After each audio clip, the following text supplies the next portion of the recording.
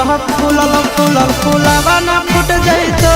गबना करबो नहीं तो फूलल फूलल फूलावा ना फूट जाइतो राजा जोगल जबनिया नहीं हरा में लुट जाइतो राजा जोगल जबनिया नहीं हरा में लुट जाइतो कि गबना करबो नहीं तो फूलल फूलल फूलावा ना फूट जाइतो गबना करबो नहीं तो फूलल फूलल फूलावा ना फूट जाइतो राजा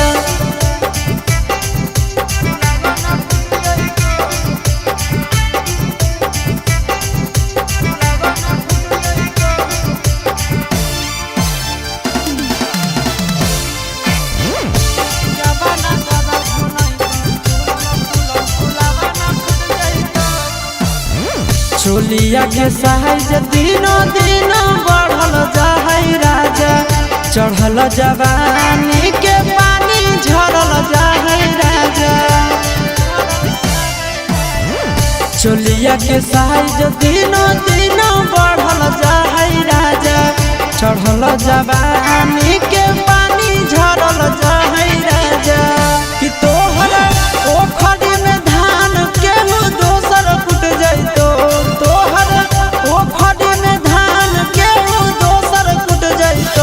गबना करबो नहीं तो फूलल फूलल फूलावा ना फूट जाइतो गबना करबो नहीं तो फूलल फूलल फूलावा ना फूट जाइतो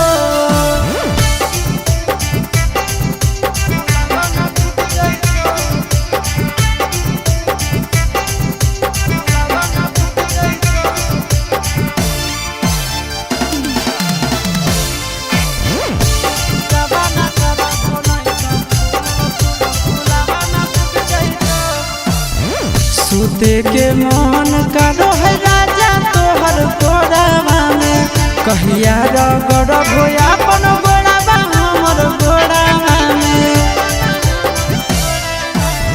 सूते के मन राजा करो है तोहर गोड़ावा में कहिया रगड़ भोया अपन गोड़ावा हमर गोड़ावा में महाजा नंदन आशीष चिंटू राजा लुट जाइतो